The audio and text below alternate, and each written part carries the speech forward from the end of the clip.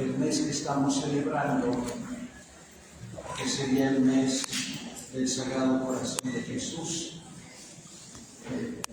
Desde hace ya algunos siglos, el mes de junio es el mes dedicado al Sagrado Corazón de Jesús. Voy a hablar en la segunda parte de la piedad del Sagrado Corazón de Jesús y de las revelaciones a Santa Gertrudis, a Santa Margarita María de Alacoque, y de cómo lo impulsaron los padres jesuitas, y San Juan Eudes con Luis María Montfort. En la primera plática voy a hablar desde el punto de vista de la teología y de la Sagrada Escritura, recordando la Optata Nuntius de su santidad, el Concilio Vaticano II,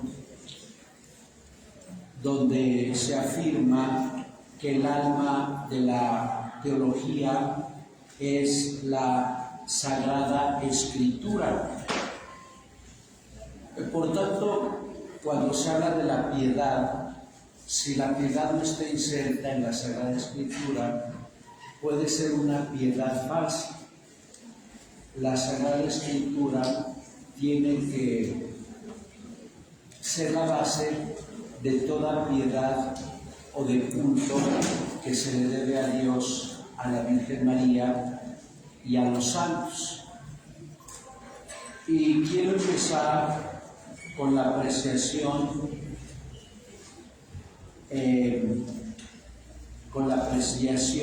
de lo que significa la palabra corazón en la mentalidad del Antiguo Testamento. Yo creo que todos ustedes han leído el Antiguo Testamento en alguna ocasión, y es reiterativo porque aparece la palabra corazón cerca de 3.232 veces en la Sagrada Escritura, porque los antiguos pensaban que en el corazón radicaban la inteligencia, la voluntad y la memoria. Yo recuerdo hace algunos ayeres, cuando vi, por cierto, me conseguí un diplomado de bioética hace ya 27 años en la UPEP. Después fui maestro en medicina y en filosofía, y luego tomé dos maestrías. Bueno, y yo recuerdo cuando fui maestro de la materia Historia y Filosofía de la Medicina durante algunos años, y precisamente los antiguos pensaban que en alguna parte del cuerpo radicaba la inteligencia y la voluntad. Los egipcios pensaban que era el riñón, imagínense que debe ser la inteligencia. Los sumerios pensaban que era el hígado. Y la cultura semítica, que es la que se extiende desde el norte de Egipto hasta Siria, pensaban que era el corazón. Y voy a citar dos ejemplos de todos los ejemplos que hay en el Antiguo Testamento.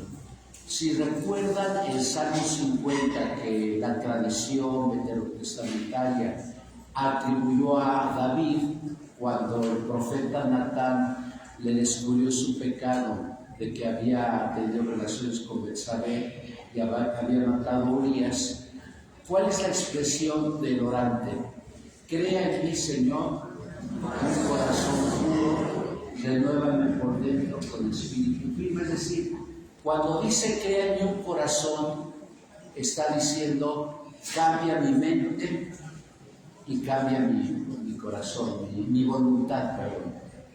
¿Y cuál es la otra expresión en el Antiguo Testamento de que en el corazón radicaba precisamente la inteligencia y la voluntad?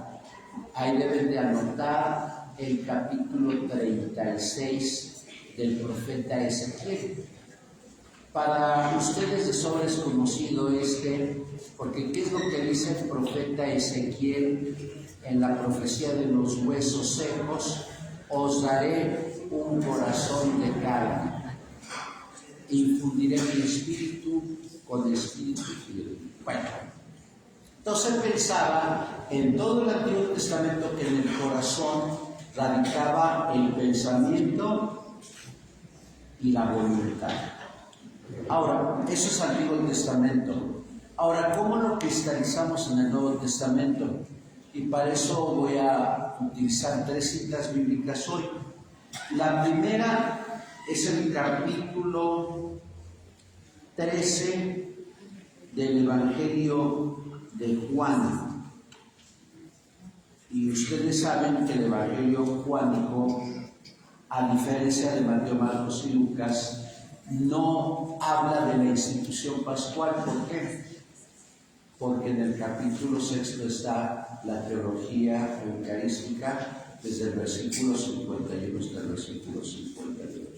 Pero sí nos habla de lo que no hablan los sinópticos, que en el capítulo 13 Jesús se puso a lavarle los pies a sus discípulos. Bueno, pero antes de que le lavaran los pies, ya les he dicho que lean la cena del Señor de Benoit, donde dice Benoit que las mesas judías eran en T y eran de 30 centímetros y la gente comía recostados. ¿Sí se acuerdan que Mateo dice, ahí está preparen la cena en la planta alta donde hay divanes? ¿Para qué ocuparlos? Para estar así. La casa, bueno, ahí hay 2 teorías. La casa era de los papás de Juan, aunque ¿cómo se llama este autor de Marcos? No me acuerdo. Dicen que la casa era de Juan Marcos, y que Juan Marcos era que un judío. Si el dueño de la casa no estaba, entonces el que se sentaba a su izquierda para platicar con la persona más importante era el hijo del dueño. Por tanto, en la recreación histórica que hace Benoit en su libro La Cena del Señor, dice que el que está junto a Jesús es Juan. ¿Y por qué está junto a Jesús? Porque él era el dueño de la casa. Y por eso Pedro, desde el otro extremo de la mesa, le hace señas para preguntarle quién. Cuando uno estudia la teología juánica, recuerden que el discípulo amado tiene 2 teorías. El discípulo amado es Juan, la primera. Juan se recuesta en el pecho de Jesús porque Juan era niño. Juan era menor de 15 años. No es el error tan torpe, fútil, baldadoso de Jesús. Al decir que bebió de la profundidad, ¿qué está significando? Que Jesús le transmitió al discípulo amado su inteligencia y su voluntad. Pero no podríamos entender eso si no entendiéramos el Antiguo Testamento, donde en el corazón radica la inteligencia y la voluntad. Y ahorita me voy más a este texto. Ahora, el segundo texto, que ojalá lo busquen, es el capítulo 19 de San Juan. Ustedes recordarán que el capítulo 19 va a concluir la pasión de Jesús. La pasión de Jesús empieza en el 18 y concluye en el 19. Y nos dirá que al punto salió de su costado sangre y agua, para que se cumpliera la profecía de Zacarías. Y hay una bellísima interpretación de San Buenaventura. Ustedes recuerdan a San Buenaventura, ¿verdad? Fue el segundo superior de los franciscanos y fue el primer biógrafo de ¿quién? De Francisco. Hacer a la mujer así también Dios Padre permitió que su Hijo le fuera herido el costado para que naciera la Iglesia. Vean que bella interpretación de esa monarquía, siglo XIII, pero ustedes saben. Ahora voy a explicar esto. Si en el costado herido del Salvador, para que se cumpliera la Sagrada Escritura, que es la voluntad, ¿cuál fue el primer milagro que hace Jesús? Cuando el soldado romano lanza su costado y sale agua y sangre. ¿Cuál fue el primer milagro? No me hablen, levanten la centurión que tenía a su cargo 100 soldados. Verdaderamente, este es hijo de... Y debemos de reconocer que el centurión era pagano. Pero vemos cómo brota del corazón abierto de Jesús, tiene una vértice, tiene un punto. Que tú y yo exclamemos que el biografiado es hijo de Dios, que es David, que es el Cristo, que es el Mesías. Los evangelios fueron escritos para suscitar la fe en el pueblo, pero que en lo particular cada quien dijera como este órgano por las iniquidades del ser humano representado en la lanza. Voy a ahondar en estos en la segunda parte.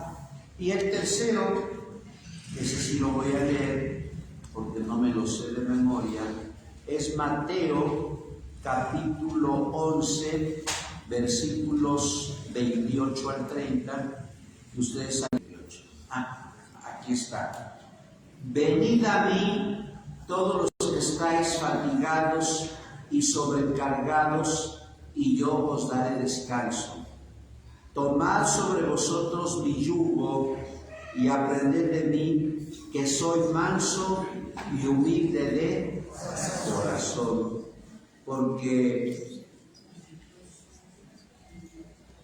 y hallaréis descanso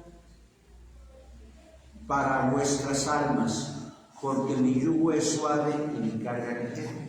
Bueno, ahora voy a explicar este texto. ¿Cuál es la novedad que da Jesucristo a la humanidad entera? Y se los he dicho ya en alguna ocasión. ¿Por qué el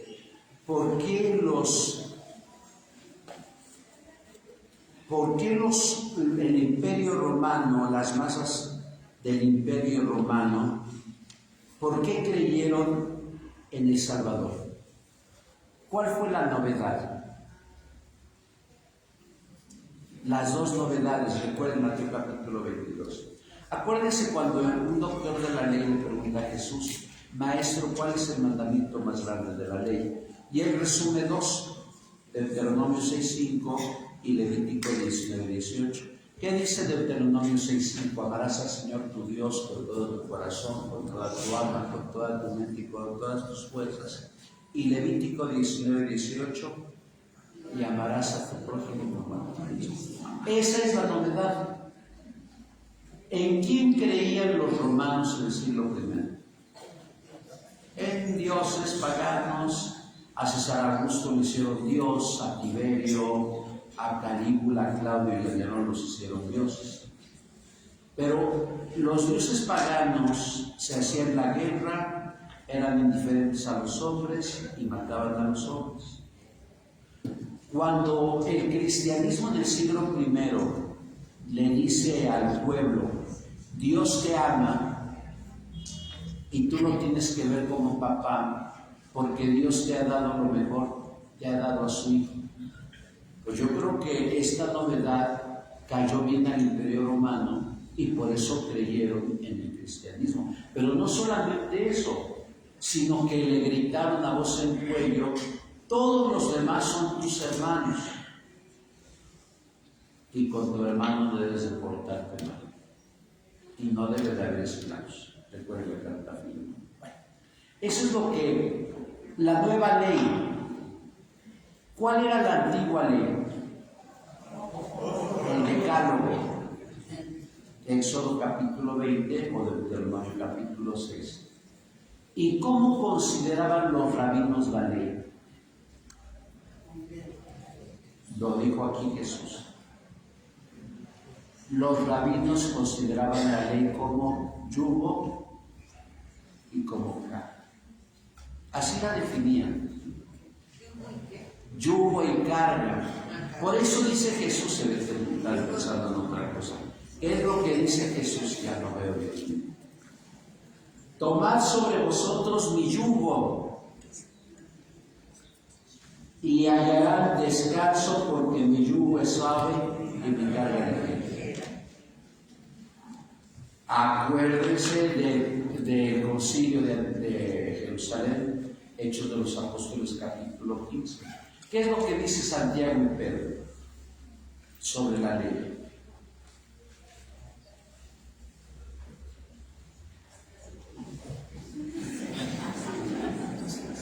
¿Qué es lo que dice Santiago?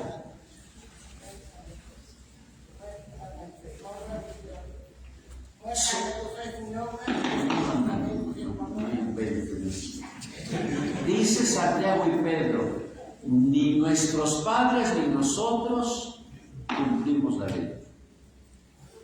Porque la ley era carga y yugo, era pesada. Y les pongo un ejemplo. No sé, el decálogo era el aspecto jurídico de la relación de Dios con el pueblo. Pero ya en tiempo de Jesús, como lo pueden leer en el libro Jerusalén, el libro de Jesús de Joaquín Jeremías, los judíos fariseos inventaron 613 leyes orales. Les digo una ley absurda. En el Shabbat, tú solo tienes que caminar 112 pasos, desde el atardecer del viernes al atardecer del sábado. Si tú caminas más de 112 pasos, tú no puedes ir a la sinagoga. Entonces yo no me imagino que alguien se levantara al baño, 1, 2, 3, 4, y empezara a contar sus pasos. Yo creo que eso era pesado. O si tú abrías la puerta y ahí estaba la comadre y le decía, comadrita, regálame 1 kilo de azúcar o de sal. Solo por ese hecho de que salías a la puerta de tu casa, tú tenías que llegar otra vez al interior de tu casa y tenías que lavarte las piernas hasta las rodillas y las manos hasta los codos, porque quedabas contaminado. O aquello que menciona Joaquín Jeremías, no me acuerdo si fue Hircano, ojo, no me acuerdo qué sumo sacerdote era, iba a ser la fiesta de Yom Kippur, que había una multitud de judíos acá. Él entra en procesión y nos dice Joaquín Jeremías que de pronto un judío venido de Arabia estornudó a una distancia de 50 metros. ¿Cuántos eran 50 metros? De aquí a donde está la persona. Y le dijeron al sumo sacerdote, te habrá llegado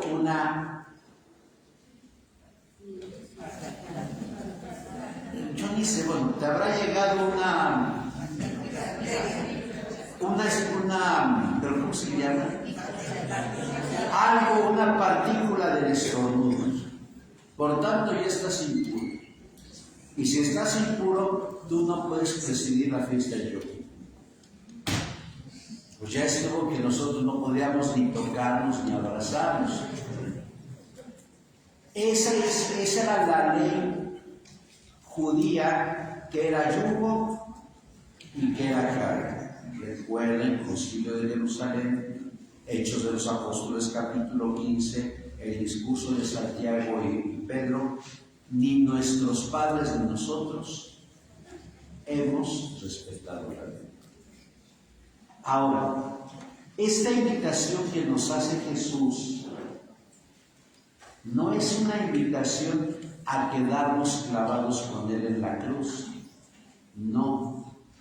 La invitación que nos hace Jesús es ver su corazón. Y al contemplar el corazón de Jesús, donde está la inteligencia y la voluntad, este corazón se une al nuestro porque este corazón ha amado a la humanidad entera.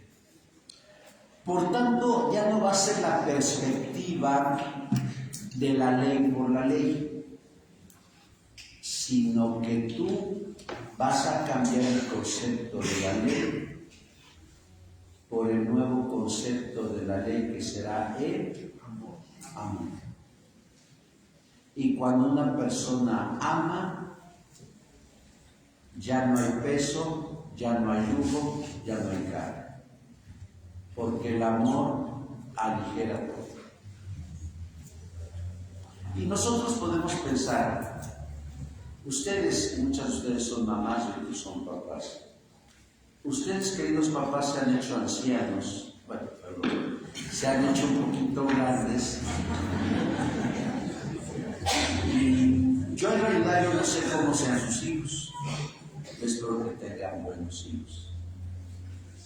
Yo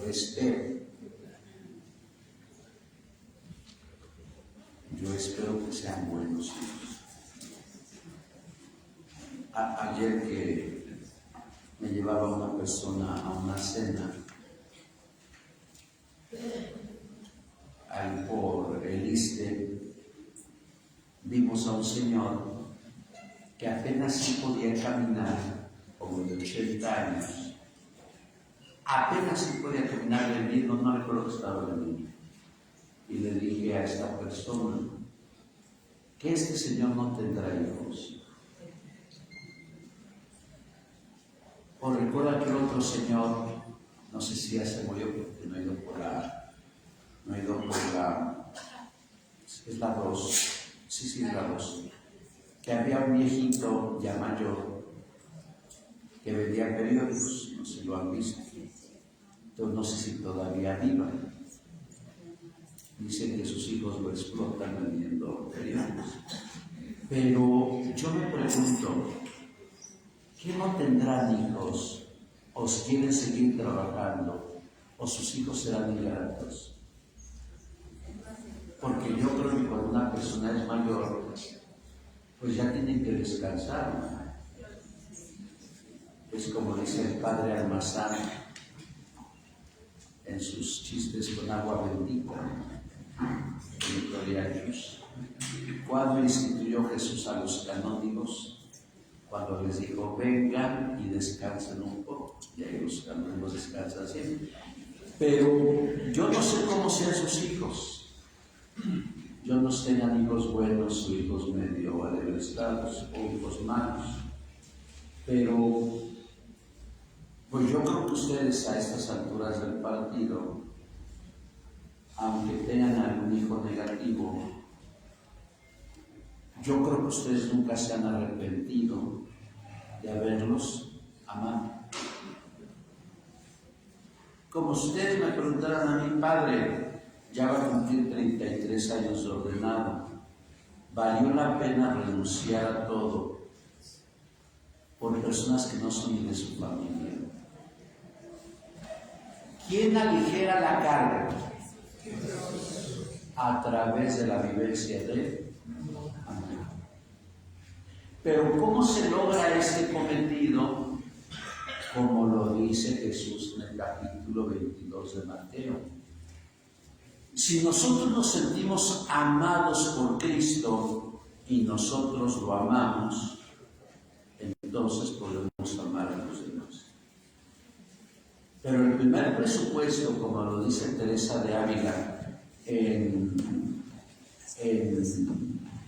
Las Moradas del Castillo, es sentirnos amados por Dios. Tú como padre y tú como madre de familia tienes que tener la vivencia de que Dios te amó desde que eras pequeño. Un servidor como sacerdote, debo tener esa vivencia de que Dios me ama. Y me ama con un amor total, profundo, ilimitado. Y es un amor que no tiene límites porque nos ha dado a su. Y tú y yo lo hemos clavado en la cruz.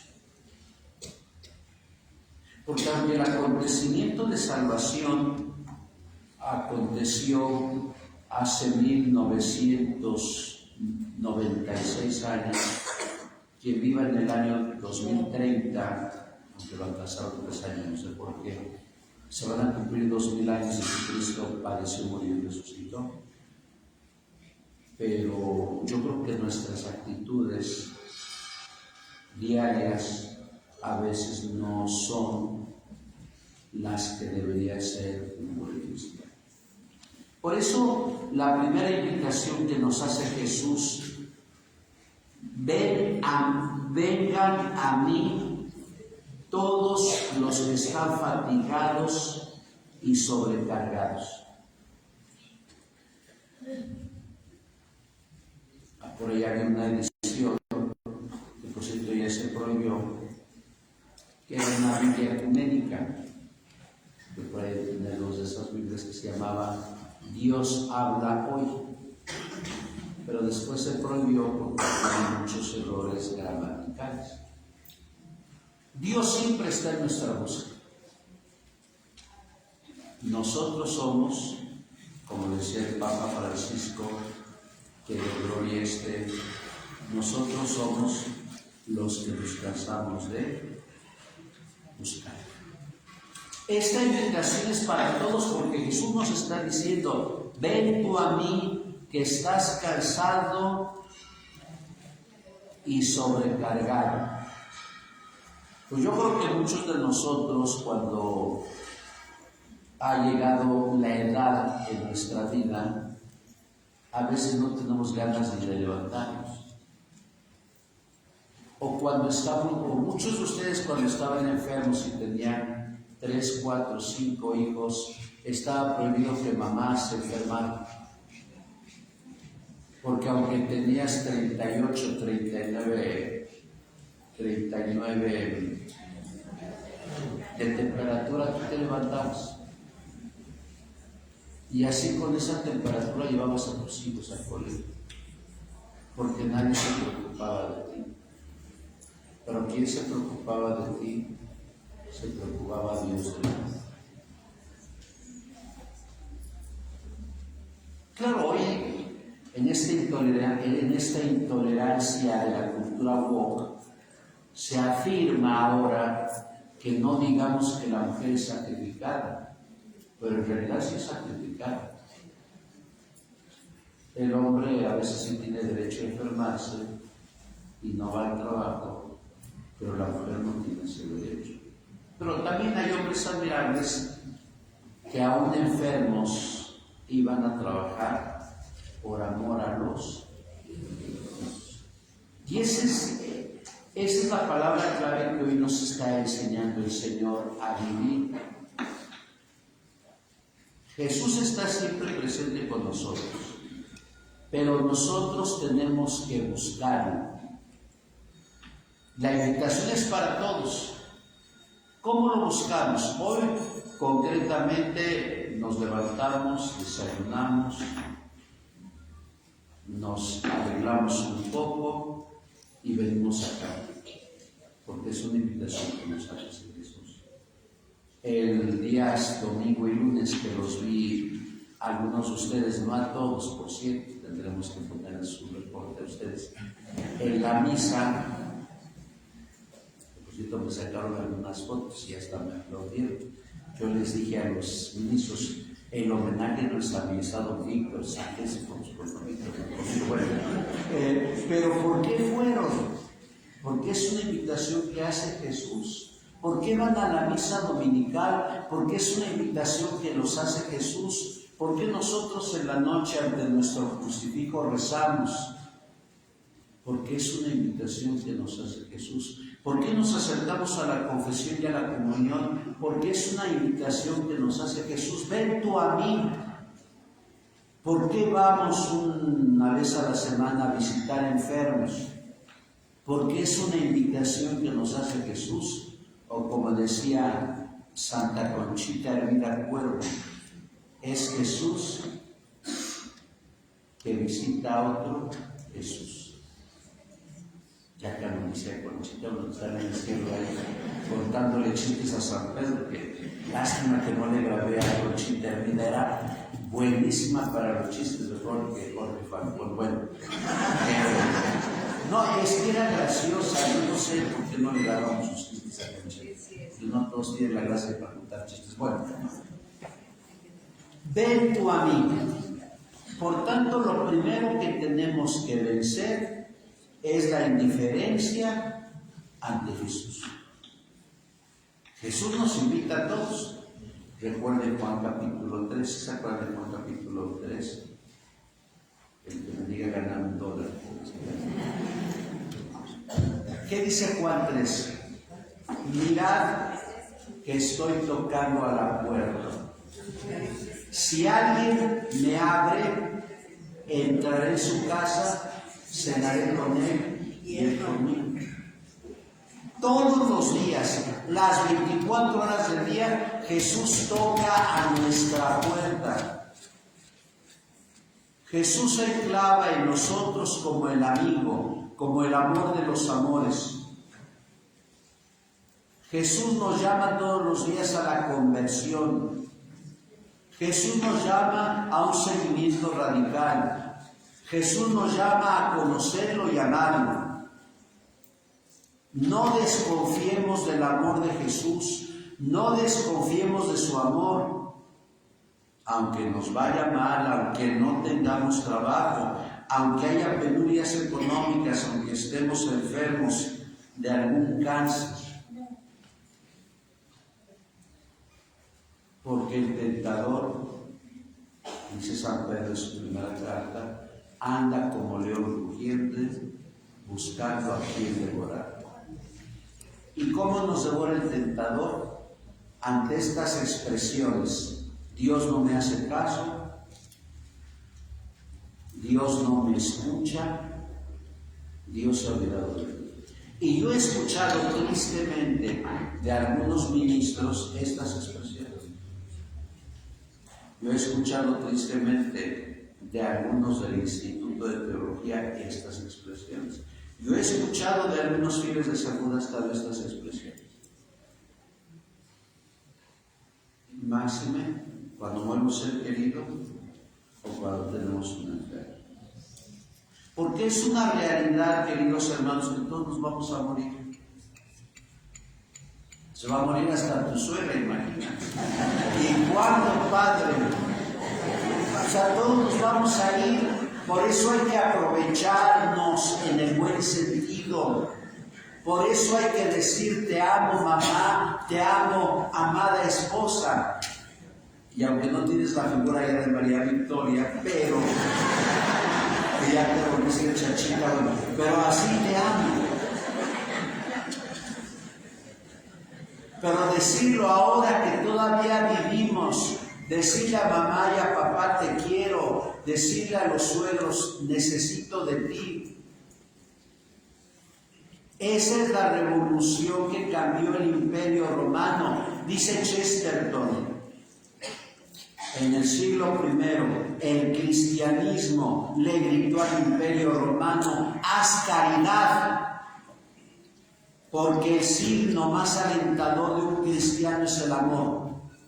Cuando tú y yo tenemos la capacidad de perdonar, cuando somos responsables, cuando somos honestos, cuando no somos celosos, cuando amamos de verdad, en ese aspecto tú y yo crecemos como cristianos.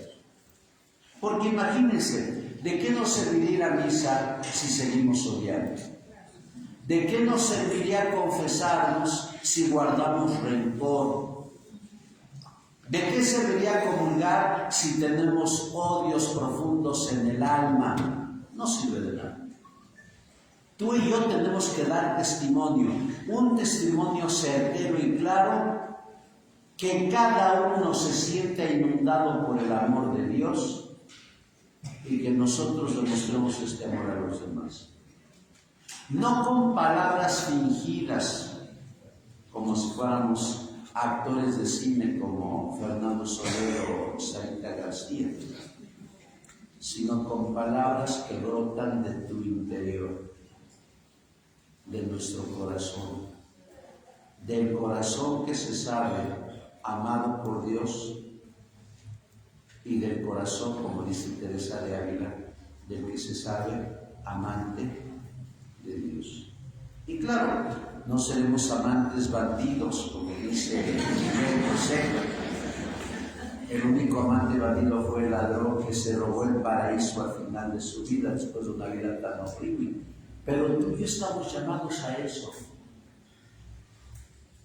Cuando Jesús hoy nos dice, ven tú a mí, está respetando nuestra libertad. No es una imposición, no es la imposición de testigos de Jehová, de mormones, de luz del mundo, que espero no me escuchen, ¿no? No es la imposición de esto.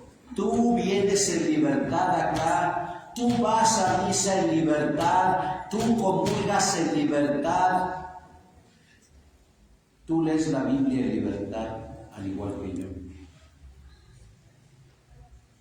Por eso la invitación, donde Jesús respeta nuestra libertad, porque algo que dijeron los enciclopedistas franceses y los masones del siglo XVIII, es que Dios no respeta nuestra libertad. No, Dios siempre ha respetado nuestra libertad.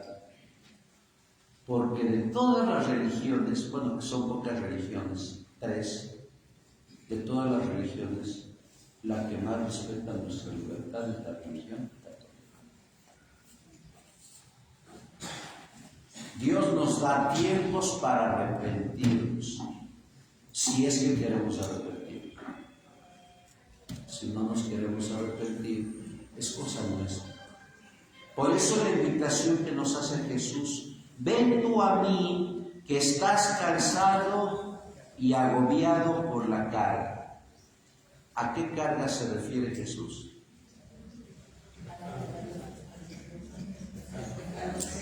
No, levante la mano.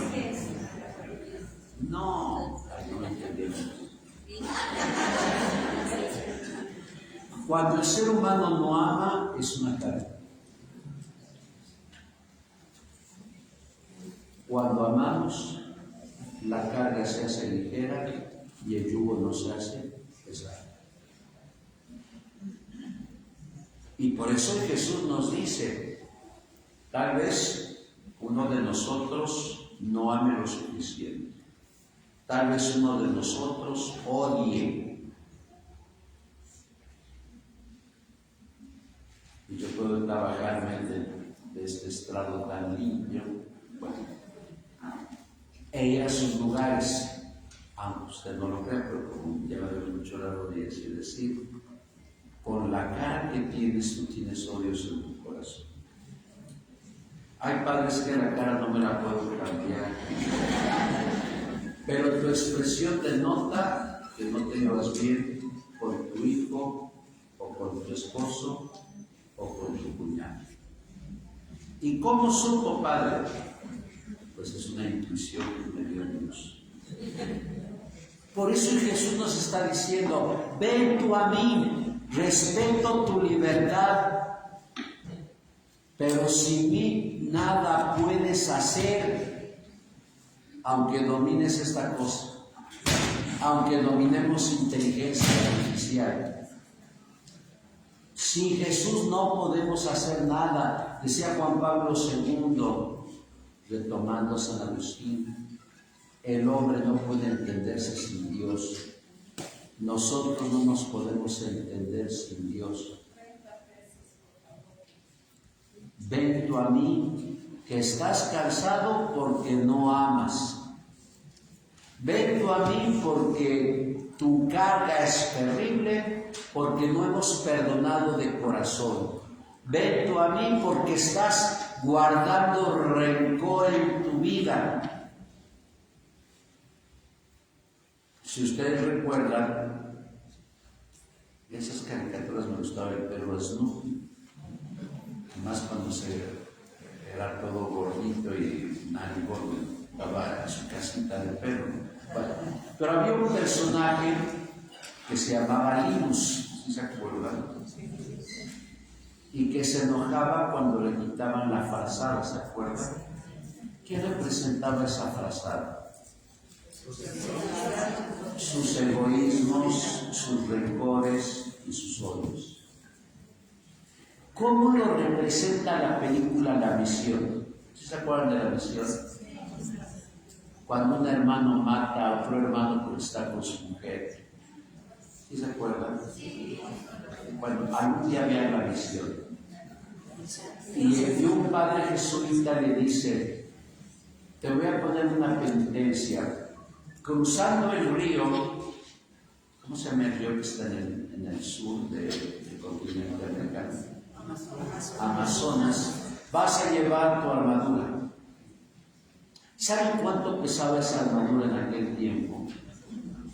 Como de 25 a 40 kilos. Quienes hemos visto la película La Misión, que maltrataron a los padres jesuitas y habían hecho reducciones, verdaderas reducciones, no las de Estados Unidos. Las reducciones en qué consistían: en que trabajaban todos, lo compartían todo en común y todos vivían bien. Las reducciones que hoy hacen en Estados Unidos es que los indígenas no se casen con la gente bien. Esas son buenas.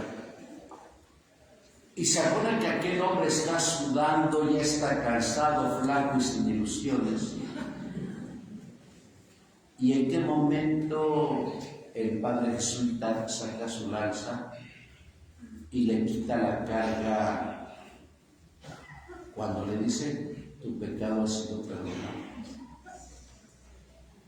Yo creo que muchos de nosotros llevamos un peso por toda la carga de rencores que tenemos en el corazón. A veces nos cae mal el señor cura porque no nos saluda. Padre, buenos días. Y ni en cuenta. Como lo decía Monseñor Felipe Pozos Lorenzini, por cierto, les mando un saludo. Los saludé el lunes porque el domingo no fui requerido a la comida. Bueno, el lunes los saludé y me dijo dos cosas. Pero los que estás en la pastora sobre que sí, son unas santas y santos, y ellos saben todo lo que los padrecitos hacemos de mal y los perdonan.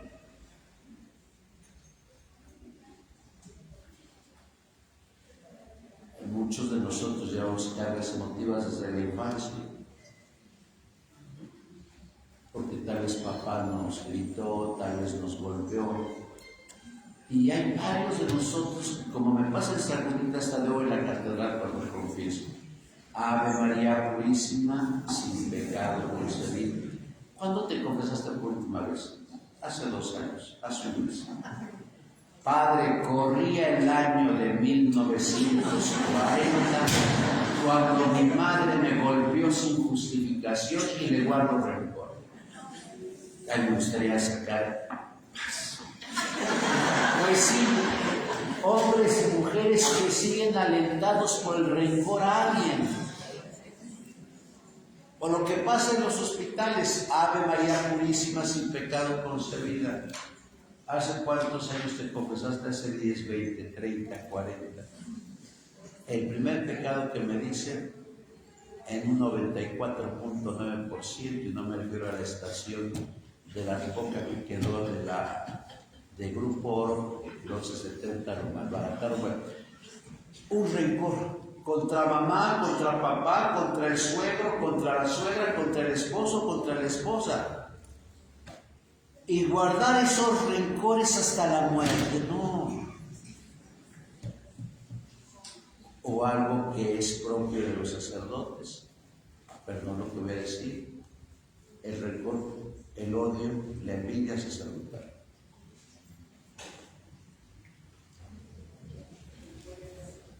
Yo no sé por qué los sacerdotes tenemos envidia hacia los sacerdotes. Es que es más popular, es que lo quieren mucho, es que es sencillo, es que es inteligente y odian a ese sacerdote. Por eso en la segunda parte de la plática les voy a decir lo que nunca decimos los padres de las revelaciones de Santa María de Alacoque. Entonces, yo creo, queridos hermanos, que la invitación que hoy nos hace Jesús es una invitación, como decía aquel político ya del pasado, aquel 23 de mayo de 2000, qué buena fecha es el 23 de mayo, cuando decía hoy. ¿Cuándo es el tiempo de conversión? Hoy. Porque no sabemos si mañana vamos a estar. No sabemos si hoy nos va a pedir la vida el Señor. No sabemos si hoy nos vamos a morir de un ataque masivo. No sabemos si hoy nos van a atropellar. No sabemos si en este México violento el tirador que la inteligencia de Puebla no ha sabido encontrar y lleva 10 disparos de la Fiscalía enfrente de la Vista Country Club.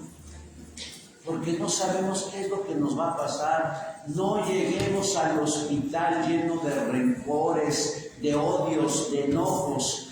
Y ese es el peso y esa es la carga de la cual no nos queremos desprender porque somos todos. Por no decir otras palabras como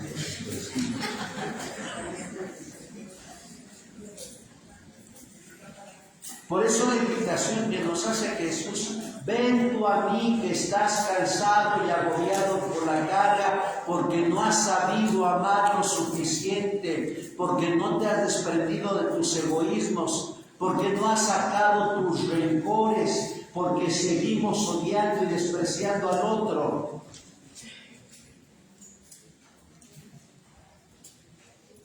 Finalmente yo recuerdo una dama muy conocida de Puebla, no digo el nombre, allá en el Hospital Ángeles, donde ya se murió en brazos. Y me la apuntaron, todavía estaba Matei como coordinador, ya fui a confesarla. Cuando todavía ponían los nombres a la entrada, ahora ya no se ponen ni los nombres. Que por cierto, un ministro me fue a dar la comunión y no me reconoció.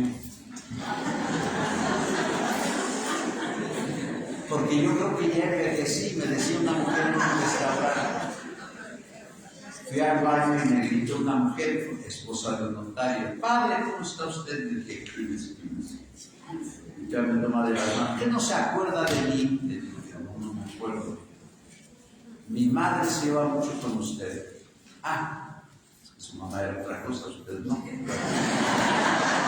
Y me decía: píntese el cabello, padre, porque ya se ve de 80 años.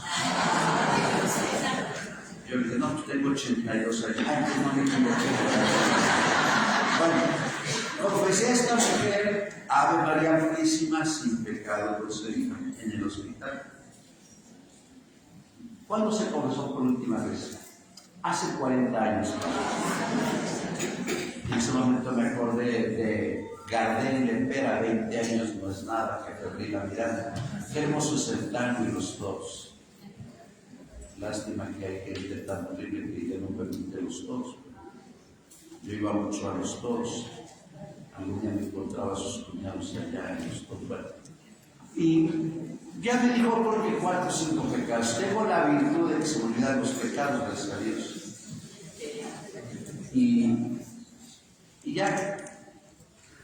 O sea, en los hospitales, luego algunos ministros me criticaban a mí porque confieso rápido. ¿Por qué hay que confesar rápido? Porque la gente está enferma, que no ha dormido. O sea, ¿para qué entretenernos? Si la confesión dice el derecho canónico es decir los pecados y poner la penitencia, eso es todo. Ay, es que no sentí la confesión porque el padre no me apapachó, ¿no? Así hay algunos piadosos que decían, bueno. Y ya me dijo 4 o 3 pecados, 5, no me acuerdo ya. Ya le di la penitencia, ya le di la absolución. Le dije, con permiso y descanse, porque se ve que no ha dormido. Tengo unas bolsas acá. Yo en el hospital no dormí. Qué horribles son las camas del hospital. Yo prefiero mi cama king size. No, es que ahí puedo rodar. Pero en las camitas, en las camas tan feas del hospital, aunque sean ángeles, qué horribles camas. Y me gritan, ¿eso es todo, padre? Le dije, sí. Y para eso me esperé 40 años. Pero pues, eso no es mi culpa. Pero no esperemos 40 ni 20, sino como decía Vicente Fox, de aquí le mandamos un saludo, 23 de mayo del año 2000, hoy. Hoy es la invitación que nos hace Jesús. Ven tú a mí, que estás cansado y agobiado por la carga, porque yo te daré alivio. ¿Y cuál es el alivio que nos da Jesús? El amor.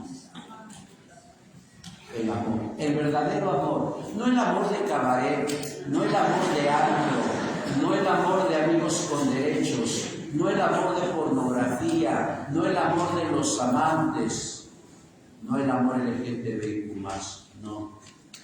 El verdadero amor es el ágape, tal como el Espíritu Santo. Le pido a Tere Casas, le di un paquete con 50 revistas Evangelio y Vida. Si alguien trajo, la estamos dando en 50 pesos porque más hicimos 200. Yo espero hacer 500 para que valgan 30. Si alguien quiere comprarlas, ahí escribimos varias personas. Yo estoy orgulloso del instituto porque ya llevo colaborando 26 años y de maestro 25 años, pero la única diócesis que tiene revista es Puebla. Y mi respeto al Padre Pedro, porque la tuvo 30 años. Todos los que me busquen, ¿dónde está Doña Tere? Está hasta atrás y es temprano. Doña Tere ya no come whisky. Es muy temprano para... Bueno, ahí está hasta atrás Doña Tere. Tere Casas, es flaquita. Es la revista del mes de junio, vale 50 pesos. Y a ver si alguien que se lleve bien con el Pablo, porque a uno no se va bien con el Evangelio. Voy a volver a leerlo para recordar las palabras de Jesús. Venid a mí todos los que están fatigados y sobrecargados, y yo les daré descanso. ¿Cómo descansamos en el Señor? Cuando nosotros, como dice Teresa de Ávila, reconocemos que Dios nos ama y nos sentimos amados de Dios y nosotros somos amantes de Jesús, ese es el descanso que Dios nos ofrece. Decía Teresa de Ávila, y también lo dice San Juan de la Cruz, que quien no se siente amado por Dios no puede amar a los demás. Por tanto, la experiencia es el primer ejercicio espiritual de Ignacio de Loyola.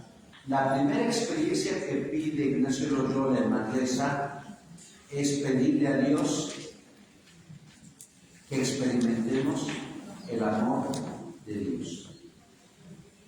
Por eso en el lenguaje del siglo XVI decía Ignacio de Loyola, demándale a Jesús amor. Si tú y yo no hemos experimentado en carne viva el amor de Dios, no estamos capacitados para amar a los demás. Pero esta experiencia del amor de Dios en nuestra vida no es una experiencia teórica. Tiene que ser una experiencia vivencial. Por eso Ignacio de Loyola, él da los ejemplos para tener esta experiencia. Primero, repetir una y otra vez las 7 oraciones del Padre Nuestro. Las 7 oraciones del Padre Nuestro son la versión de Mateo y de Mateo 6, Mateo 6 y Lucas capítulo 6. Ahí hay 7 plegarias del Padre Nuestro, es decir, dice Ignacio, repite una y otra vez la palabra Abba. ¿Qué me dice a mí como cristiano la palabra papá? Y por eso les he recomendado el libro Abba de Joaquín Jeremías, porque la palabra que Jesús emplea en el Sermón de la Montaña, en el capítulo 6 de Mateo, era una palabra que solamente empleaban los niños para reconocer dentro del balbuceo a quien le dio la vida. Cuando tú y yo fuimos niños, si es que nos acordamos hace algunos ayeres, ¿cómo le decíamos a papá y a mamá? Le decíamos pa, ma, mamá, amá, papi, no lo sé. Pero aquella expresión abba, que dentro de todo el Imperio Romano causó sensación de que a lo divino tú le pudieras llamar papá. Yo creo que esa es una experiencia profunda de la misericordia y del amor de Dios, porque tú y yo hemos nacido, como dice el prólogo de Juan, capítulo 1, versículos 1 al 18, no hemos nacido ni por el deseo de la carne ni de la sangre. Así hemos nacido de papá y mamá, pero para que tú y yo pudiéramos decirle a Dios papá, hemos nacido por pura voluntad divina. Y recuerden el capítulo 20 de Juan, cuando la Magdala ve a Jesús, quiere adorarlo. ¿Y qué dice Jesús? No me toques. ¿Por qué no me toques? Me adorarás hasta que yo suba al Padre. Y después, ¿qué le dice? Subo a mi Padre y a su Padre, a mi Dios y a su Dios. Porque hay una diferencia abismal. Jesús es hijo primogénito y tú y yo somos hijos de adopción. Por eso lo maravilloso del bautizo, que cuando el Padrecito, por eso debemos recordar siempre que el Padre nos bautizó, que cuando el Padrecito nos vertió el agüita en la mollerita, desde ese momento, como dice San Agustín, se abrieron las compuertas del cielo y Dios Padre nos dijo: tú eres mi hijo, tú eres mi hija muy amada.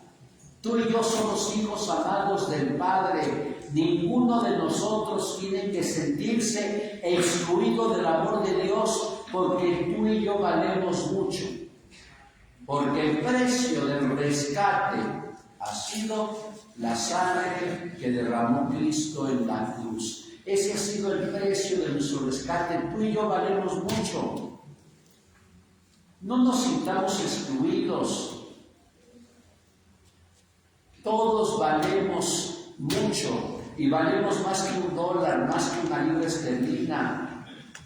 Valemos, como decía el día de hoy en el verso 6, aunque Cristo hubiera derramado una sola gota de sangre, la humanidad entera habría sido redimida. Por eso la del pecado y nos hizo coherederos con Él. Tú y yo somos hijos adoptivos de Dios. ¿Cuándo hemos ido a la hora del amigo en Sambos?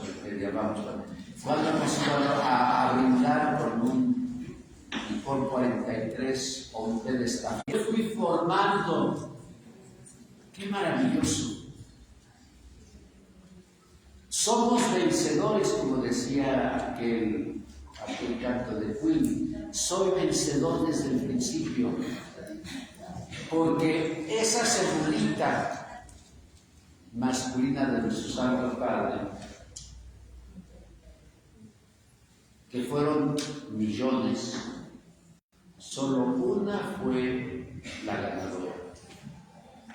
Y cuando se introdujo en el óvulo de nuestra Santa Madre, tú y yo iniciamos la vida humana dentro de la historia de la salvación. Porque tú y yo tenemos una misión que cumplir en la tierra. Nadie ha nacido por error, ni siquiera aquellas damas que son violentadas. Nadie ha nacido por error. Todos tenemos que cumplir una misión en la tierra. Y por eso tú y yo tenemos que gozarnos desde el sacramento del bautizo y decir: ¿cuánto me has amado, Señor? ¿Cómo experimento tu amor día con día? Cuando me levanto y tengo la capacidad de amar, cuando me levanto y lo primero que hago es signarme en tu nombre. Como me acuerdo hace 50 años, bueno, ustedes están jóvenes, pero recuerdo que en el canal 5, ¿se acuerdan del canal 5? Que los domingos había permanencia voluntaria, película tras película, después de haber visto Chabelo, y en la noche veíamos a Cachirulo, ¿no? tomando un confort, Entonces, la permanencia con Dios es desde el inicio de nuestra gestación, desde el vientre materno. Ahí empezó el ir de amor entre Dios y el hombre. Y fuimos comprados a un precio muy alto, la sangre del poder humanitario. Por eso, hermanos, lo primero que tenemos que pedirle a Dios es la experiencia de su amor en nosotros. Claro, uno puede decir, como me decía un caballero hace rato, tal vez cuando era joven sí tenía envidias o rencores, hoy ya no las tengo, padre. Y yo creo que entre más grandes, más virtuosos, yo creo que entre más duros, más orgullosos. Entre más grandes, más virtuosos. Claro, nos puede pasar en mi figura, Bueno, experimentar el amor de Dios cada día. El descanso que nos da Dios es el amor. Ama, dice San Agustín, y haz lo que quieres. Vuelvo al texto antes de pasar a la vidente Santa Margarita María de Alacoque.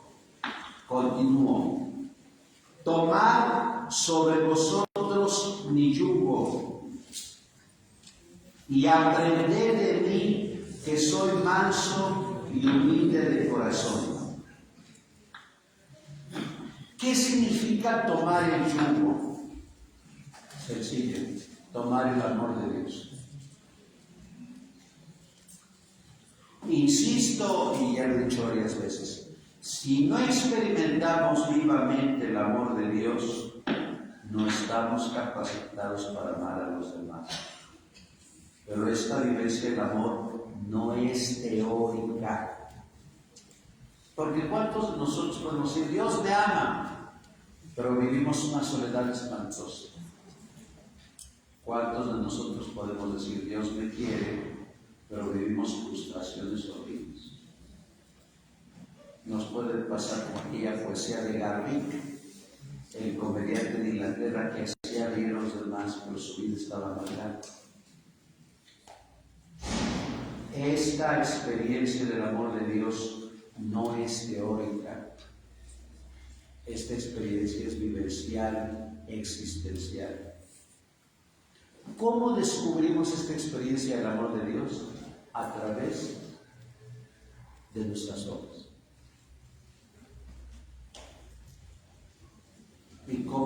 salimos cuando tenemos capacidad de amar, comprender y perdonar. Cuando hemos desterrado la envidia, el odio y el rencor. Cuando manejamos bajo perfil. Cuando no hablamos mal de los demás. Cuando hablamos bien. Y desde que va a Santa Margarita y a Asconte, le damos un aplauso a Margarita por todo lo que hizo.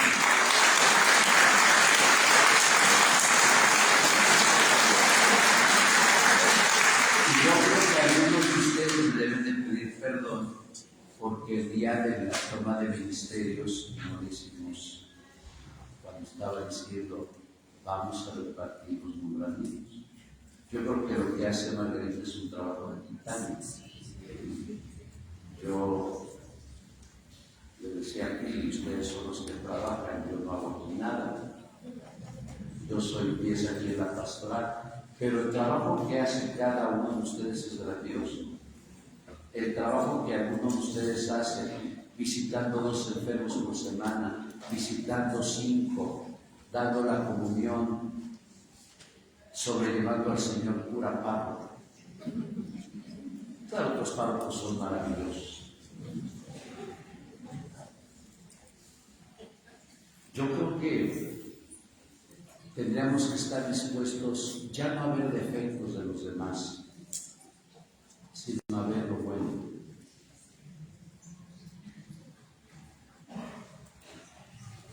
Y todos los que estamos acá, pues estamos de buena voluntad.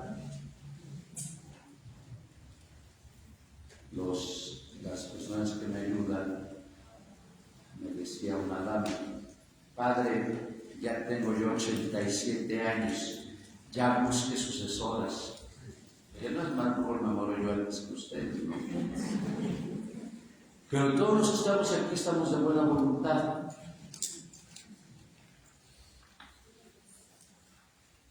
Así es el trabajo de la iglesia. Y tenía razón el padre Rogelio, que en paz esté, decía, nuestra pastoral es exitosa porque no manejamos dinero. Padre, entonces ¿por qué pasa la canastita? Porque aquí tenemos que dar dinero. Pero no recibimos sueldo. Tal vez por eso nadie quiera mi puesto. Y cuando yo entré a la pastoral en el 98, aquel martes 18 de marzo, a las 12 del día, yo estaba una sobreviviente, Carolina Trillo, ya se fue el padre Rogelio y el termina. Yo nunca pensé, la verdad, año 99, año 2026, que ya hayan pasado 27 años. Y sigo acá, claro, me iba a cambiar don Rosendo hace unos años. No les digo porque padre, ustedes lo quieren mucho y lo conocen. Yo un día va con el colegio de médicos y me dijo, padre, ¿me van a cambiar usted? Y dije, sí. Eso nunca se lo olvidaré. Y me dijo, ¿qué hace usted en los hospitales? Hago esto. ¿Qué hace en la pastoral? ¿Qué hace con los médicos? ¿Y cuánto le pagan? No me pagan nada. ¿Cómo? No, pues voy a hablar con los mejor después de y es un sacerdote según muy admirado aquí en Puebla. No, esas cosas las doy siempre hasta mi muerte, ¿no? Pero Dios nos da por otros lados. Yo creo que cuando no aspiramos al dinero, Dios nos ayuda con el amor, con la oración. Yo creo que la oración de ustedes no la cambien por un sueño. Yo creo que algunos de ustedes, espero que todos, tal vez algunos de ustedes, cuando comulgó, cuando iba a misa, decía, pido por el Padre José Luis. Y bueno, mi doctor es católico, el doctor Eric Acosta, hijo de un amigo mío de José Luis Acosta, que conocí hace 30 años en el Hospital Guadalupe. Él me decía, padre, he operado a más de 3,000 personas así. Usted tenía un tumor de 3,5 kilos, ya lo tenía necrosado, ya tenía pus, ya tenía agua, y hay dos cosas que yo no entiendo. ¿Por qué usted nunca tuvo fiebre y por qué no le dio peritonitis? Y él me dijo, yo creo que el de arriba lo quiere mucho, pero yo creo que lo echaje el corazón, porque usted se hubiera muerto. Y algo que me dio ánimos cuando entré al quirófano, yo entré al quirófano por segunda vez, 4 enfermeras hace como 5 metros. Y me dijo Daniel, que es internista, él también tuvo cáncer. Y me dijo Daniel, padre, ya vencimos una, porque él mantiene el coronavirus, porque estuve entubado 21 días. Y ahora venceremos la otra, la estamos medio venciendo. Entonces yo creo que aunque no se gane dinero, yo creo que la oración, el saludo, el cariño, no se cae. Y por eso todo esto debemos entenderlo no como éxitos propios, no como satisfacciones propias, sino debemos entender que Dios nos ha puesto en algún lugar y que el único que nos sostiene es Dios. El único que nos anima es Dios. Y que no lo hacemos, ustedes no hacen el trabajo, y gracias a Dios que bueno que fueron al seminario, no lo hacemos para que nos vean, no lo hacemos para recibir reconocimiento, no lo hacemos para que nos halaguen, lo hacemos simple y llanamente porque queremos servir a Dios en la iglesia. Aunque no nos saluden,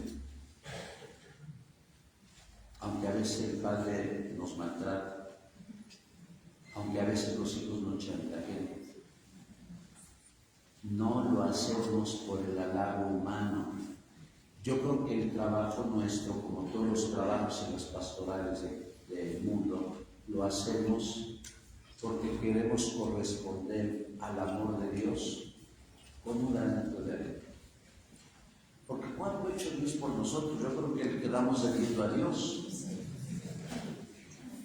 Me decía un laico, padre, ya lo salvó Dios 2 veces. ¿Qué quiere de usted? Bueno, sí, yo sigo trabajando, pero debemos de entender que todo lo tenemos que ver como historia de salvación, no en la pechumbra del templo de esta casa, sino aquí en el trabajo, en la escuela, en la diversión, porque somos cristianos de 24 horas. No avergonzarnos del amor de los amores, no avergonzarnos de Cristo nunca. El miércoles fue un desayuno, y les dije, estamos comiendo como pagamos, vamos a asignarnos.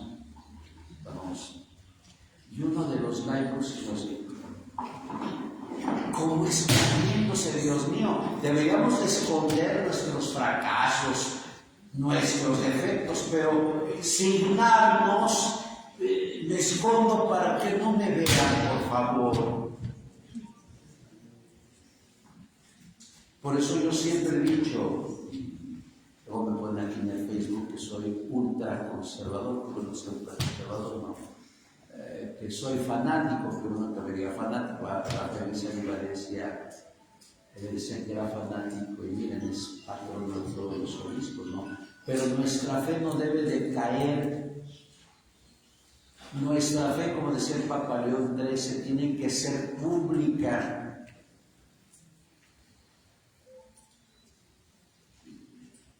Y en días pasados mencionaba con un amigo y le decía a los empresarios, a los políticos de los medios de comunicación, su fe tiene que ser pública.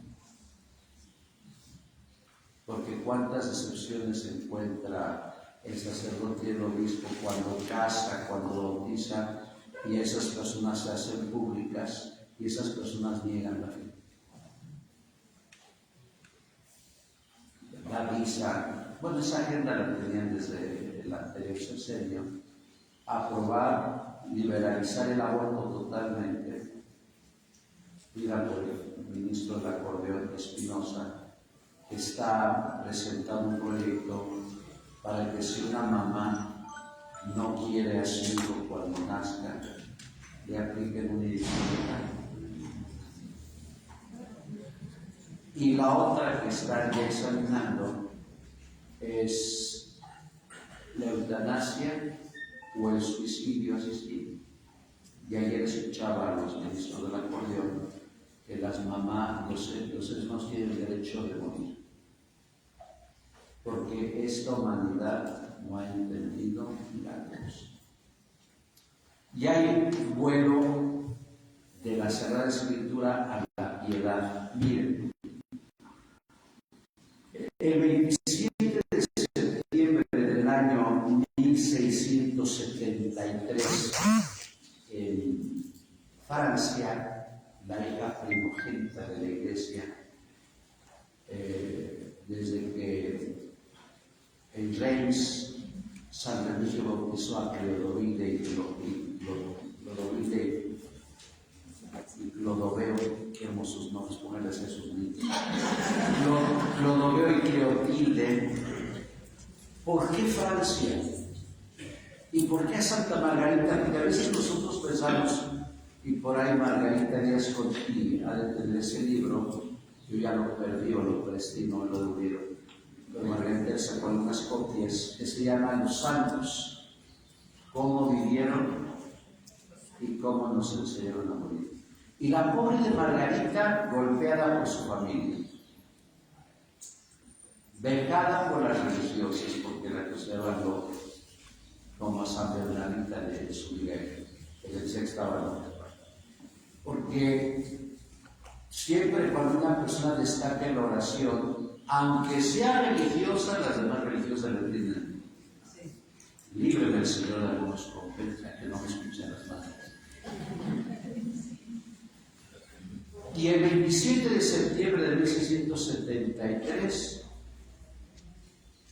en el convento de la Visitación, Jesús se aparece con toda su hermosura a una chica de 24 años, Margarita, que aquí entre nos había sufrido en su niñez, en su adolescencia y en el convento. Porque yo me imagino que el maltrato, la vejación, la violencia, el odio, puede hacer que una persona reniegue de Dios. Y esta mujer nunca renegó de Dios. Bueno, ¿cómo se le apareció? Jesús en su hermosura y señalándole un corazón. Un corazón envuelto en las llamas del amor del Espíritu Santo. Un corazón custodiado por la cruz. La cruz que es instrumento de salvación. Un corazón coronado de espinas. Pero, como lo dicen los estudios, que a mí ya lo comentaba aquí hace unos años, que le practicaron al manto de Turín, en realidad la persona que está en el manto de Turín, que es del tiempo de Tiberio, porque tiene en los ojos las monedas de Tiberio, esta persona no fue coronada de espinas. Esta persona le pusieron un casco con clavos y los clavos traspasaron la cabeza. Eso ve los estudios que no los hicieron científicos y médicos. Por eso sí se acordará el capítulo 19 de Juan, cuando Jesús dice, eche homo, he ahí el homo. Y si nosotros contemplamos a Jesús coronado, todo su cuerpo ensangrentado, con un manto de púrpura, porque la púrpura el único que la puede César era César romano. Ahí podemos descubrir cómo lo describió él, según Isaías en el siglo VII antes de Cristo. Su aspecto no tenía aspecto humano, varón de dolores, habituado al sufrimiento. En sus heridas hemos sido curados. Ese es el valor de la cruz, que yo creo, los ministros de la Corona, que les vamos a saludar, yo creo lo van a aceptar, tanto la despenalización del aborto, a menos que Trump meta su cuchara, porque Trump respeta la vida, aunque usted no lo crea, desde el vientre.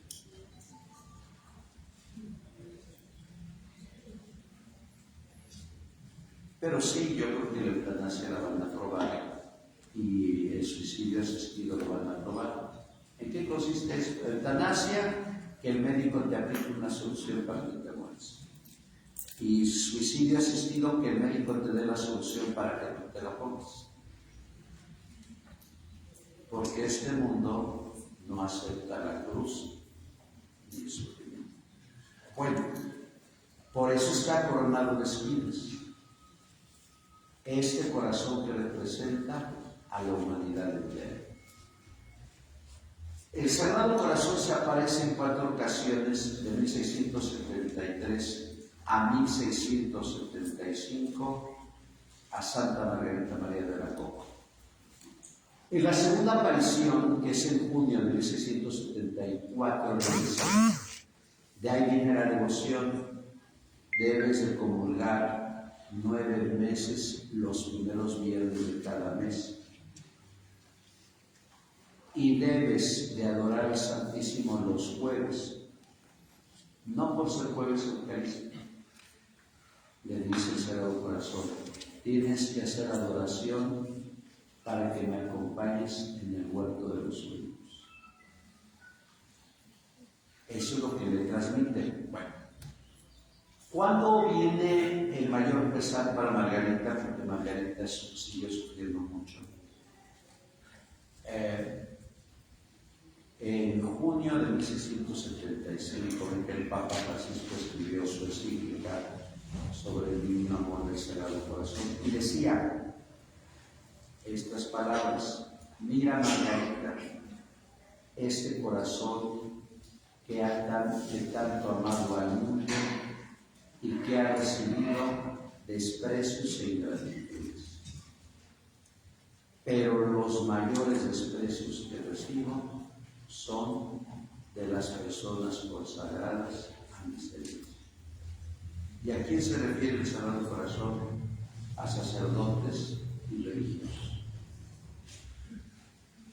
Le dice claro, en esta vivencia personal y privada, le está diciendo Jesús a Margarita que los dardos que más le duelen, aparte de los fieles laicos, son de parte de los que hacemos votos, los religiosos y juramento religioso. Y por eso vuelvo a Monseñor Felipe Pozo Lorenzini, bueno, no es Monseñor, a su excelencia de Reverendísima don Felipe Pozo, porque él decía en una plática que nos dio hace como 15 años, no me acuerdo muy bien, él decía: ustedes conocen a su sacerdote, conocen sus virtudes y conocen sus defectos. Y él decía: muchos de ustedes se callan de sus defectos, porque ustedes como laicos pues están muy unidos a sus parroquias. Y yo creo que conocen las alegrías y penas de los padres, pero también sus virtudes y defectos. Y a veces sí duele cuando un sacerdote agrede a Jesús de una forma tácita o de una forma explícita. Entonces, ¿cómo poder reparar el corazón de Jesús? Amándolo y amando a los demás. Si nosotros contemplamos las miserias del mundo, guerras, exterminios, genocidios, invasiones, pero si nosotros vemos lo que pasa en la patria, asesinatos, secuestros, violaciones, desaparecidos, corrupción, huachicoleo, narcotráfico, impunidad. Y claro, por más que nos doblen la píldora con el Mundial, pues en el Mundial ganan la FIFA. Dieron un laico, fue a verme a San Judas y me dijo: oiga, padre, me voy a Guadalajara. Ya no conseguí avión, pero me voy en camión y regreso en avión. Y yo, despegado del Mundial, le pregunté: ¿y a qué vas? ¿Vas a un trabajo? No, voy a ver el partido de México. Y yo por pura, como dicen los latinistas, insane, vale cura, por pura insane, iba a la universidad de preguntar: ¿cuánto te costó el boleto? 48, padre. Pero soy un poco lejano, porque no pegaría un tiempo.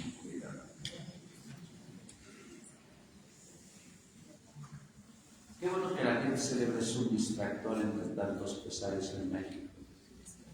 Pero yo celebraría, hasta iría a bailar a Chalma, o iría al Ángel de la Independencia cuando las mamás buscadoras encuentren los restos de sus hijos. Cuando haya justicia, cuando los gobernantes no se roben todo,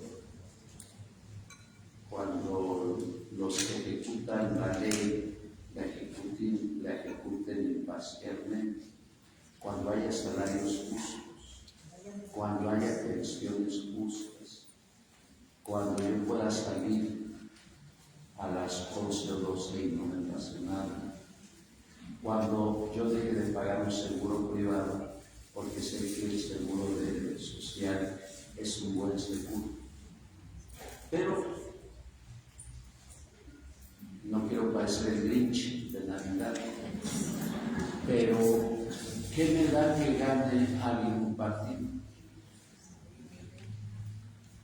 Perdón, yo sé que a varios de ustedes les gusta el fútbol, pero es un alivio momentáneo, ¿no?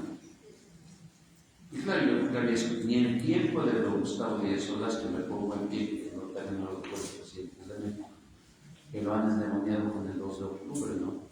Pero yo nunca había pensado que en el diario oficial pusieran que no hubiera escuela por el fútbol. Para dar la apariencia a los turistas de que no hay tráfico. ¿A quién se quieren más? ¿A los connacionales o a los turistas? Bueno, estas son reflexiones que hago en mi persona. Pero vuelvo al punto inicial. ¿Qué es lo que dice Jesús? Mira, Margarita, este corazón que tanto ha amado. Y al amor se le corresponde con el amor. Cuando Jesús nos dice en el capítulo 11, versículos 28 al 30, que vayamos a Él, que aprendamos de su corazón, que es manso y humilde de corazón, nos está diciendo: imítame. Ve mis virtudes, te comparto mis virtudes, te comparto mi amor, para que tú lo compartas a los demás, para que tú seas como yo en las realidades temporales. Pero no lo hacemos. No lo hacemos totalmente porque ustedes son un ejército. Examinen su vida ante Dios, al igual que un servidor como sacerdote. Yo creo que muchos de ustedes son virtuosos. Yo creo. Pero si alguno de ustedes descubre en su corazón rencores y odios, ya no están vivos. En los largos años que llevo acá, varios ministros se han salido decepcionados por el mal ejemplo que algunos de los ministros. Y aquí vive Carmelita Lozano. varios que pensaban que esto era un fuego del amor divino, nos damos cuenta que siempre hay un arrocito negativo en todo ese fuego. A Dios no lo podemos engañar. Podemos engañar al señor cura, al corredor, pero a Dios no lo engañamos. Dios sabe todo lo nuestro. Por eso yo les pido que en este mes del Sagrado Corazón de Jesús, al igual que yo me lo pido a un servidor, que hagamos lo posible por dar testimonio creíble. Que la gente se enamore de Cristo por nuestra conducta. Que la gente crea en Cristo por tu forma de ser, por mi forma de ser. Yo siempre he dicho, bueno, que no me escuchan, yo siempre he dicho, qué bueno que rezamos por las vocaciones sacerdotales, religiosas y laicales. Pero yo creo que la mejor expresión para evocar esto es celebrando dignamente la misa. Es celebrando la misa con piedad. Es siendo puntuales en la misa, preparándolo bien, respetando los tiempos y espacios.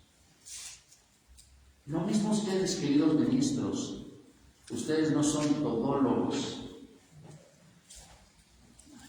no ponen las cosas de la misa, no tocan la campanita, no cantan en la... Y hay ministros que son así, que quieren hacer todo, hasta leer las lecturas. No, el ministro que va bajo perfil es el que ayuda a traer el Santísimo, lo deja y da la cuenta. Nada. Y que lo haga bien. Y por más que insiste don Víctor, cuando den la comunión, por favor, con el purificador. Los que puedan arrodillarse, porque muchos padecemos de la rodilla malvada que ya no sirve, por lo menos hacer la cabeza así.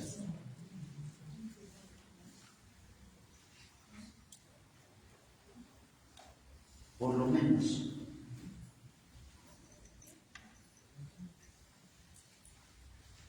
Y algo que yo vi en la misa es que los seminaristas no hicieron la confesión ante el Santísimo. Bueno,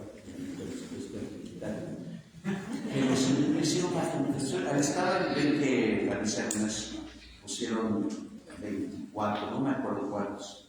Pero ahí vamos y se lo llevaron. Genuflexión. Porque si yo llego al sagrario y no hago genuflexión y abro y aquí lo pongo, ¿qué piedad estoy transmitiendo al otro? Si yo voy con el Santísimo acá al hospital y empiezo a cacaraquear con el doctor, con la enfermera, ¿cómo estás? ¿Qué testimonio estoy dando?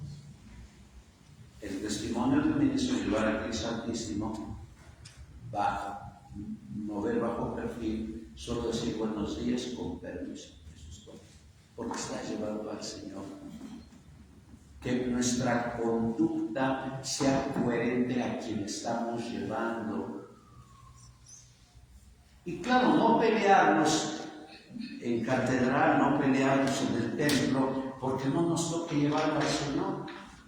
Es mío, es tuyo, no ya está peleando las mujeres por los otros. No. Como hay algunos se pelearon ahí, bueno. Y claro, nuestro testimonio que sea creíble en la casa.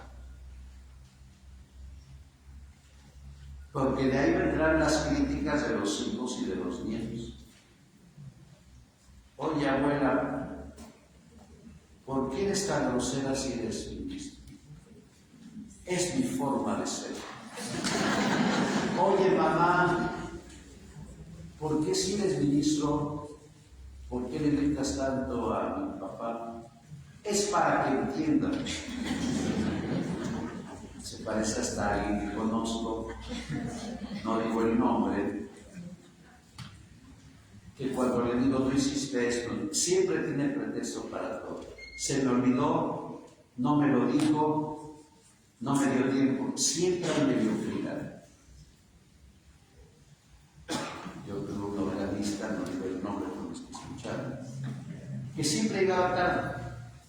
Y yo tengo en mis acuerdos la capacidad de ser puntual, tal vez he sido puntual en 3 misas. Le preguntaba, ¿por qué llegaste hasta la aleluya? Es que había mucho tráfico. ¿Por qué llegaste hasta el ofertorio?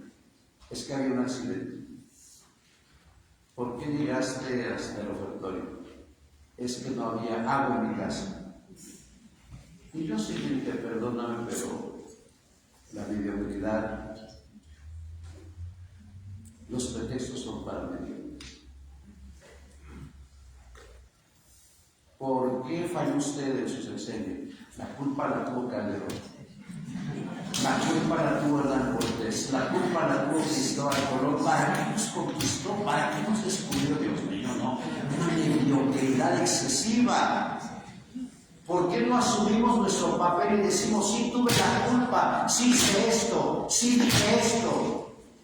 Así daremos testimonio creíble de que Cristo está presente. Y eso nos orienta al amor. ¿Y qué es el amor? Saber reconocer nuestras faltas. ¿Qué es el amor? No echarle la culpa a los demás. Solamente así es una iglesia viva. Y si verdaderamente queremos reparar las ofensas que le hemos hecho al corazón de Jesús, amemos.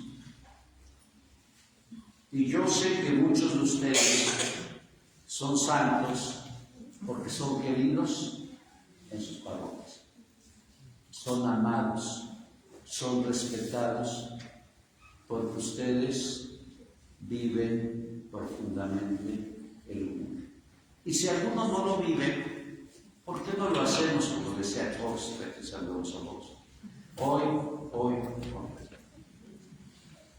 Demos a través de nuestro testimonio una iglesia viva, una iglesia creíble, una iglesia en la que todos, los niños, los jóvenes, los adultos, se sientan involucrados en la parroquia por el testimonio del corista, por el testimonio del ministro, por el testimonio del movimiento familiar cristiano, por el testimonio del monaguillo, por el testimonio del sacerdote, por el testimonio del organista. No necesitamos inventar cosas nuevas en la iglesia. ¿Cuál es la fórmula? Cristo ayer, Cristo hoy y Cristo siempre. La iglesia no necesita inventar nada, todo lo tenemos acá.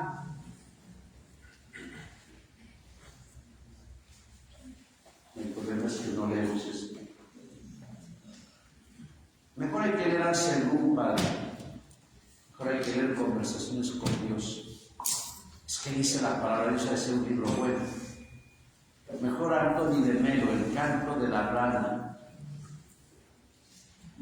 Las revelaciones de la Madre Martiana, de Picarreta, la Divina Voluntad. Aquí está todo. Por eso hace unas semanas que decía la Escritura, la semana 9 del tiempo ordinario, la Escritura corrige, exhorta, reprende. Tú y yo podemos ser una iglesia viva. Demos testimonio, reparemos el corazón de Jesús, pero amando, sirviendo, comprendiendo, perdonando, para que a su vez, cuando cometamos un error, una falta, alguien se acerque a nosotros y nos diga: te perdono en nombre de Cristo, te comprendo.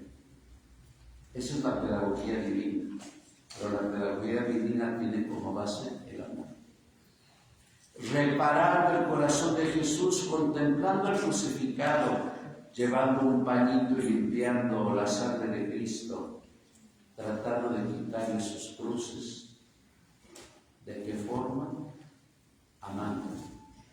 Por eso Jesús nos dice, mira este corazón, ven tú a mí, estás cansado por el trabajo, por las penas, por la enfermedad, por la ansiedad, por la ingratitud, y yo te daré alivio.